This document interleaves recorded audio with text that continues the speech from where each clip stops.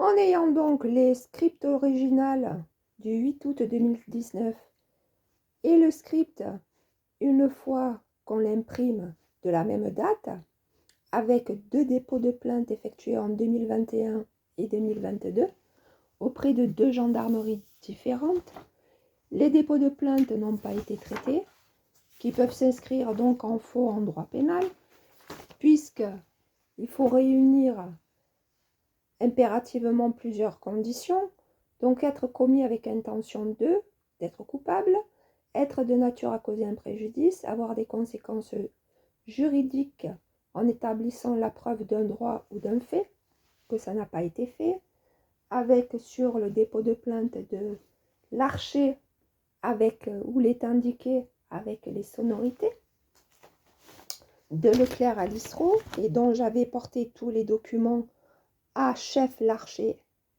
Hervé. Mais au premier dépôt de plainte, on m'a donné l'information sur les délais de prescription. Vous venez ce jour déposer plainte pour une infraction dont vous avez été victime et votre plainte a été reçue par procès-verbal. Vous êtes informé que les faits que vous avez dénoncés sont susceptibles d'être prescrits, ce qui empêcherait d'en condamner leur auteur à l'issue d'un délai de prescription d'une durée égale à celle figurant dans le tableau ci-dessous. Ce délai courant à compter de ce jour. Ce délai sera toutefois interrompu par des actes d'enquête, de poursuite et de jugement qui le feront de nouveau repartir à zéro. Ce sera notamment le cas si vous déposez plainte avec constitution de partie civile devant un juge d'instruction. Donc, j'ai la nature des infractions et les délais de prescription. Et comme vous réunissez donc impérativement plusieurs conditions, et que pour les agents dépositaires de l'autorité publique, c'est considéré comme un crime et pas comme un délit, faux en droit pénal, écriture en droit pénal français, du coup, et que c'est considéré comme un crime, du coup, le délai de prescription est de 20 ans.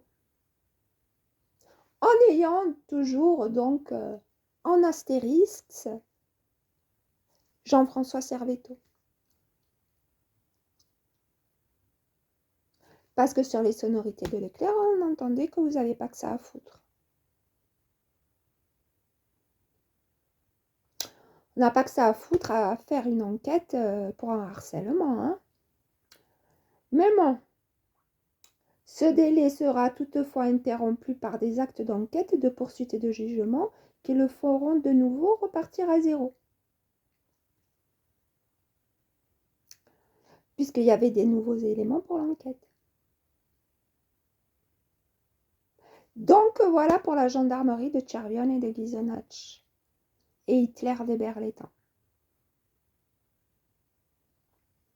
Et que mathématiquement, tu devrais étudier donc les asymptotes.